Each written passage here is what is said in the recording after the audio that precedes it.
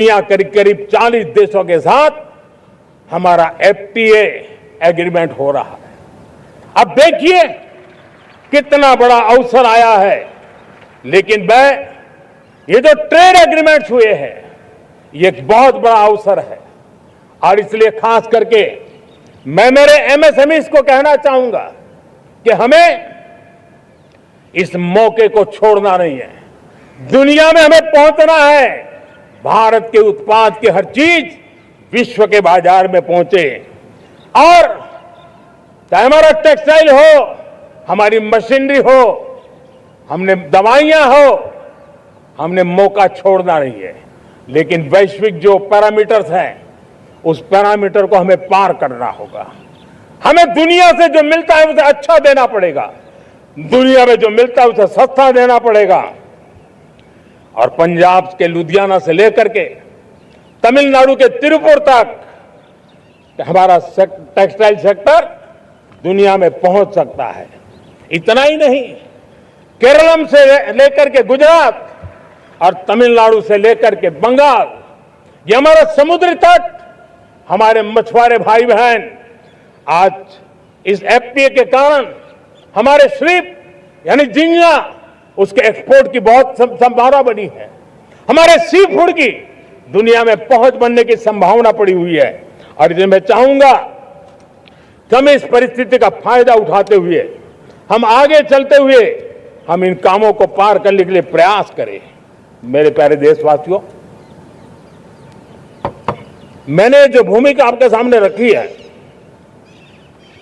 उसके पीछे 2047 का लक्ष्य इन मजबूत नींव पर खड़ा है। 2047 विकसित भारत का लक्ष्य हमने पिछले 10-12 साल में देशवासियों ने जो सामर्थ्य दिखाया है उस सामर्थ्य का हिस्सा है।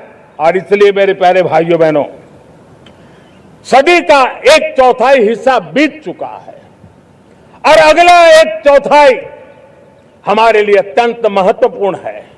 अब हम रुक नहीं सकते हैं, हमारी गति नहीं रुक सकती है, हमारी दिशा तय हो चुकी है, हमें प्राप्त करके रहना है। और इसके लिए हमें अपना वर्क कल्चर बदलना होगा। हमारे वर्क कल्चर को बदलते हुए हमें हमारी सोच को भी बदलना होगा, हमें हमारे काम की गति को भी बदलना होगा। जो काम पिछले 5-7 दशक में नहीं हुए हैं वो काम हमें आने वाले 5-7 साल में करने हैं। और मेरा भरोसा है मेरे देश की युवा शक्ति पर, मेरे देश के नौजवानों पर, मेरे देश की माताओं को बहनों पर, मेरे देश के किसानों पर, मेरे देश के मजदूरों पर कि हम इस सपने को साकार कर सकते हैं। और इसलिए हमें रिफॉर्म की गति को भी आगे बढ़ाना है। और जब मैं रिफॉर्म की बात कर रहा हूं, रिफॉर्म नहीं हमारे लिए कंपल्सन है, नहीं रिफॉर्म ये हमारे के लिए कोई बजबड़ है। हमारे लिए रिफॉर्म ये कन्विक्शन है। आउट ऑफ कन्विक्शन हम रिफॉर्म एक्सप्रेस पर चल पड़े हैं और हम आने वाले दिनों में भी नेक्स्ट लेवल रिफॉर्म की ओर बढ़ने वाले हैं। और इसलिए सरकार, समाज, उद्योग, उत्पादक, किसान, हर किसी ने अपनी ट्रेडिशनल व्यवस्थाओं में रिफॉर्म करना पड़ेगा, सोच में रिफॉर्म करना होगा, अपने लक्ष्यों को रिफॉर्म करना होगा। और इसलिए मेरे प्यारे देशवासियों, हमें एक निश्चित दिशा में को लेकर के चलना होगा। मैं आज उस युग को भी याद करना चाहूंगा जब देश भारत का सामर्थ्य सप्त सिंधु के रूप में हम जानते थे, हम समझते थे, हम सुनते थे। अब विकसित भारत बनाने के लिए हमें नई धारा चाहिए। आज लाल किले की प्राचीर से मैं देश के सामने शक्ति की सप्त धारा का आवाहन करता हूं।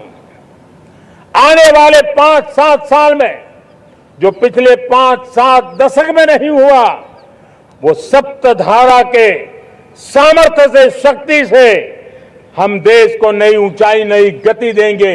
और नए लक्ष्यों को पार करने वाला सामर्थ्य देंगे। और इसके साथ साथ देश की युवा शक्ति का सामर्थ्य का भरपूर राष्ट्र निर्माण में उपयोग होगा, उनकी शक्ति जोड़ी जाएगी।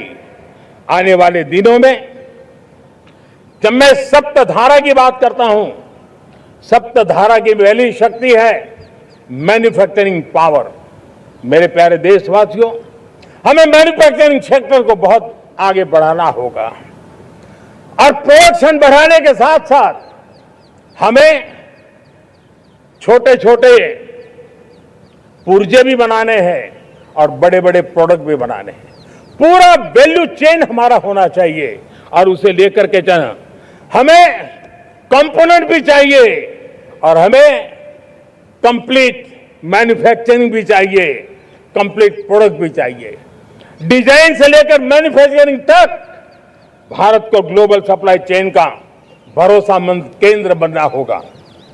इसके लिए मैं 3 चीजों पर विशेष जोर देना चाहता हूं।